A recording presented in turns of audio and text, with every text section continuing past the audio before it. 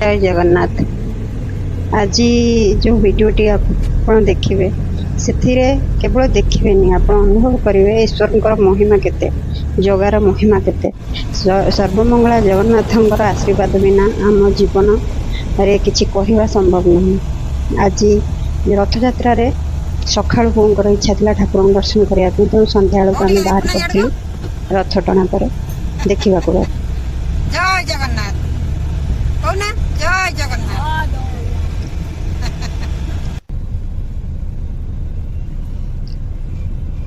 पहुँची जाइलु बाबा पाखरे। प्रभु रास्ता सेपटे थिले आम रास्ता एपटे थिलु। मेन रास्तार जाई नथिलु कहीं मेन रोड रे बहुत भीड़ थिला। मझी रास्ता साइड रास्तार पशुलु किंतु सेठी भी प्रबल भीड़ थिला। ठाकुर मात्र किछि मिनिट दूरतार थिले, 2 मिनिट कि 1 मिनिट भीतर रास्ता सेपटे। किंतु देखंतु ठाकुरंकर एमिति माया जे बो को सकाळ खाली एति कहिथिले भगवान जदि चाहेबे हमको पुरी दर्शन अनुभूति एठी भी रही आमको करदेवे। तेणु गाड़ी सेपट छाड़े कि बाटर ये ठाकुर देखु देखा भी जाऊे अल्प बाट। पुणी गाड़ी को आम फेर आन बुलिक आस सारा पुणी आसिलु मेन रोड को सेपटे आसवाई। आम जो पुरी जाती माँ मंगला को दर्शन करके जाते बहुत हुए ठाकुर माँ को इच्छा थी प्रथम दर्शन करने को। तेणु तारिणी माँ मंदिर पछपटे गाड़ी रखी माँ को दर्शन कर सारापर माँ को खाली एति डाकिलु ठाकुर दर्शन एवं हो जाओ। आउ माँ को डाकी सारापर जिते बाहरी पड़लु मेन रास्तार मेन रोड रे सेते आप विश्वास करेंगे रास्ताटी पूरा फांका हो जाइतिला।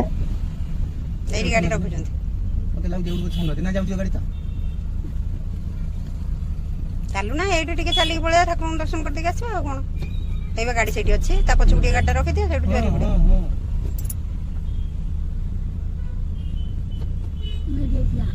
तमें चलू ना जुआरी आस चलिक जापर ना टिके बाट यूटू ठाकुर दर्शन करेंगे ना।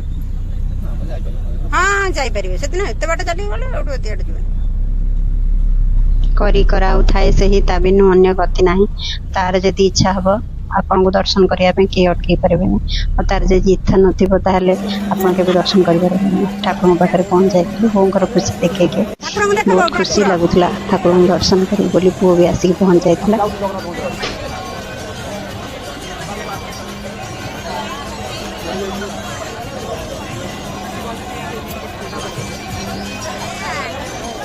कथार अच्छी रथे च बामन दृष्टा पुनर्जन्म न लभते।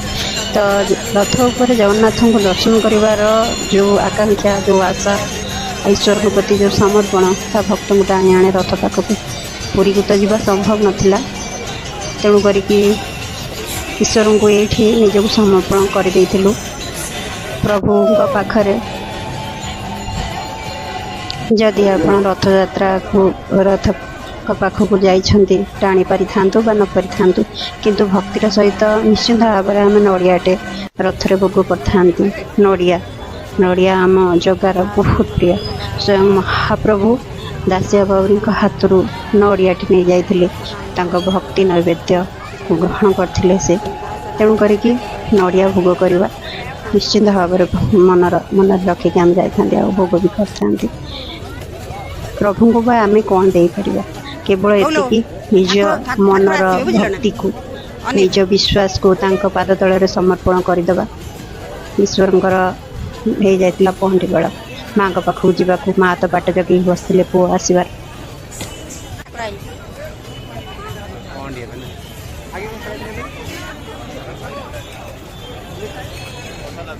हरि हरि बोल हुल प्रकम्पित होता गगन गगन।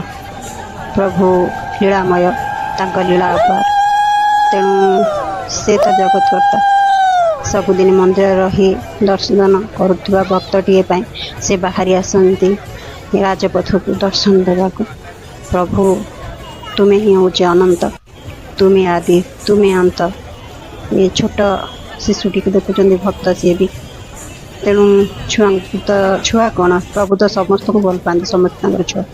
ठाकुर दर्शन कर सारापर फेरी आसलु पुणी घर को ईश्वर पाखरे एतिकी मिनती करके आसलु प्रभु पुणी देह पा भल रखी तार वर्ष को तत्ते दर्शन करने बाटरे छुआ मान सब थिला बेलून ये सब ये बेसी अधिक बिक्री होता है। दर्शन कर सारा पर माँ और बाबा को मन प्रफुल्लित हो जाता तेणु दर्शन जो अभिलाषाटा थिला ईश्वर तांको पूरण कर शत धन्यवाद।